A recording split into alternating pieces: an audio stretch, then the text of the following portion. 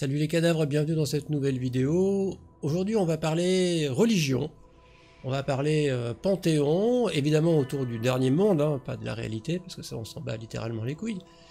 On va parler très précisément d'une partie du panthéon que j'ai un peu évoquée, sur laquelle je me suis pas beaucoup attardé, alors qu'il y a énormément à dire, mais j'essaye de délivrer les informations petit à petit.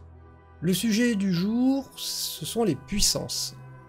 C'est un concept, c'est pas qu'il est compliqué ou qu'il est nébuleux, c'est que ce sont des divinités qui ne portent pas le titre de Dieu. Et c'est un petit peu déroutant d'arriver à trouver quelle est leur place.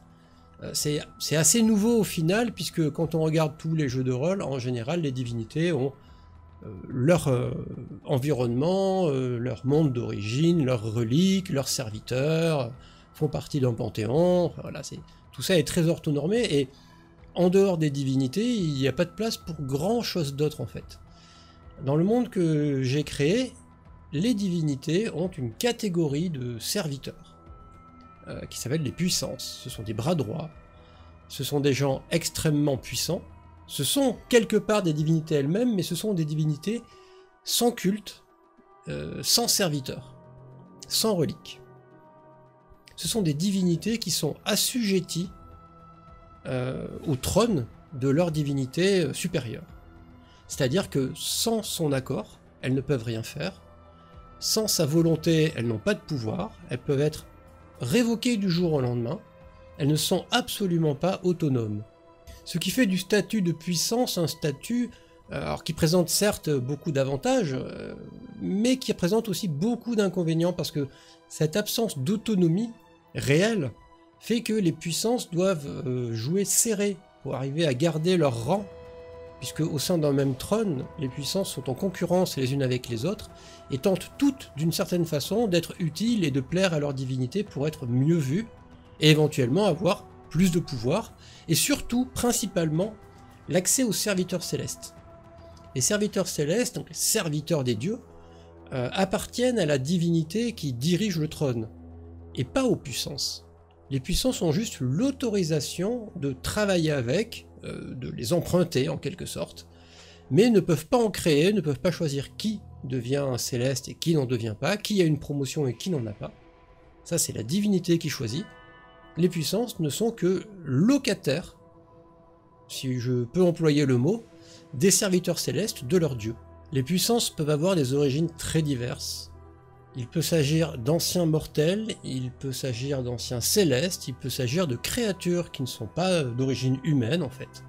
Leur seul point commun au final, c'est d'avoir su se faire remarquer par la divinité et d'être élevés au rang de puissance. Ce qui n'est absolument pas ni graduel ni par étapes. La divinité accepte de se départir d'une partie de son potentiel divin pour en investir la puissance. En conséquence de quoi, plus une divinité a de puissance à son service, moins elle est elle-même puissante, puisqu'elle s'est départie de son potentiel dans plusieurs individus.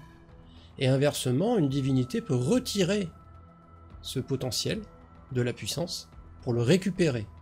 Ce qui fait qu'au cours de l'histoire, il est arrivé que certaines puissances, devenues inutiles, gênantes ou trop déviantes, disparaissent. De fait, les mortels ont beaucoup plus souvent affaire aux puissances qu'à la divinité elle-même, qui est occupée à faire des choses divines, qui ne regardent pas les mortels et qui ne peuvent pas être partout. Et les puissances sont bien moins parfaites, bien plus partiales que la divinité elle-même, et interprètent ses paroles. C'est ce qui fait par exemple que d'une région à une autre, voire même d'une cité à une autre, l'apparence que peut prendre un clergé diffère complètement en fonction de la puissance qui a réussi à asseoir son autorité sur la région. Le seul point commun que l'on peut trouver à toutes ces variances, c'est qu'elles sont toutes dans l'optique de servir la divinité. Il n'existe pas de puissance qui lutte contre sa divinité. Bien évidemment, tout concept a ses exceptions, quoique vous allez voir qu'au final non, mais en apparence si. Il existe des puissances très particulières dans toutes les religions, qui s'appellent les puissances obscures. Un examen de surface laisse penser que ces puissances obscures sont à l'opposé de la parole du Dieu. Pourtant, elles ont toutes des motivations sincères, logiques, démontrables, argumentables, simplement plutôt déviantes et assez peu répandues et souvent craintes.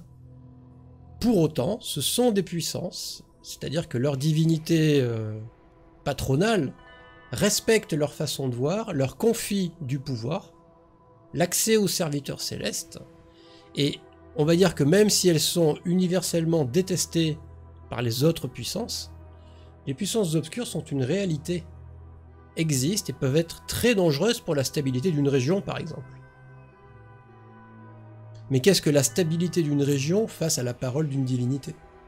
Voilà pourquoi les clergés que l'on va qualifier d'officiels doivent souvent se défendre contre une sorte d'ennemi intérieur, que sont les croyants de ces puissances obscures qui tentent de pervertir ou de faire dévier les croyances officielles vers des interprétations sujettes à caution. Pour prendre un exemple parlant, au sein du clergé de Hoth, il existe une puissance qui s'appelle Immortus. Immortus, comme son nom l'indique, œuvre pour que certains mortels aient accès à l'immortalité. Ce qui en apparence est complètement contradictoire avec les préceptes de Hoth. Pourtant, c'est une puissance, c'est-à-dire que Hoth a investi une partie de son pouvoir dans Immortus, et le reconnaît d'une certaine façon comme légitime, utile. Qui sont les mortels pour juger de l'utilité, de la dangerosité d'Immortus? Toujours est-il que les croyants de cette puissance-là, ceux qui suivent cette voie-là, ceux qui recherchent l'immortalité, figurez-vous que ce sont souvent des vecteurs de désorganisation, de chaos, de problèmes. Mais il ne doit pas y avoir à la surface du dernier monde une seule liche, par exemple, qui quelque part au fond d'elle-même ne croit pas en Immortus. Et autant tous les croyants de Hoth chercheront à la détruire, autant tous les fidèles qui écoutent la parole d'Immortus essaieront de faire en sorte qu'elle s'échappe, qu'elle survive, qu'elle conserve son immortalité. Immortus part du principe que tous les mortels ne sont pas prêts à mourir, et que pour que l'âme fasse le voyage jusqu'au limbe et accepte son sort, il faut qu'elle soit prête. Et que de facto, si on envoie une âme qui n'est pas prête, elle essaiera par tous les moyens de s'échapper. Et qu'il vaut mieux la conserver à la surface du monde, immortelle, le temps qu'elle soit prête, pour être sûr qu'une fois qu'elle fasse le voyage, elle reste là-bas. Voilà le credo d'Immortus. Il se défend, il est complètement logique et cohérent, simplement il propose l'immortalité, qui est quelque chose qui fait vraiment horreur à tous les croyants de Hoth normaux. Immortus est une puissance obscure. De par leur credo un petit peu controversé, les puissances obscures constituent en général un nid d'adversaires potentiels, un nid de problèmes, mais ce ne sont jamais des ennemis affichés de l'humanité.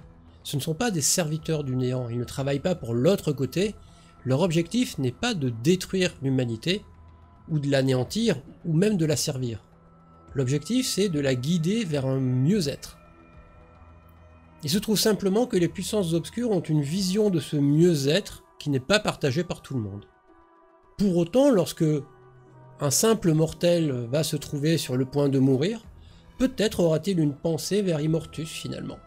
Et après tout, peut-être qu'un groupe d'aventuriers mettant fin aux exactions d'une liche, par exemple, se dira que, au final, n'est-elle pas plus dangereuse si elle arrive à s'échapper des limbes où ils vont l'envoyer de force, que si elle restait à la surface du dernier monde.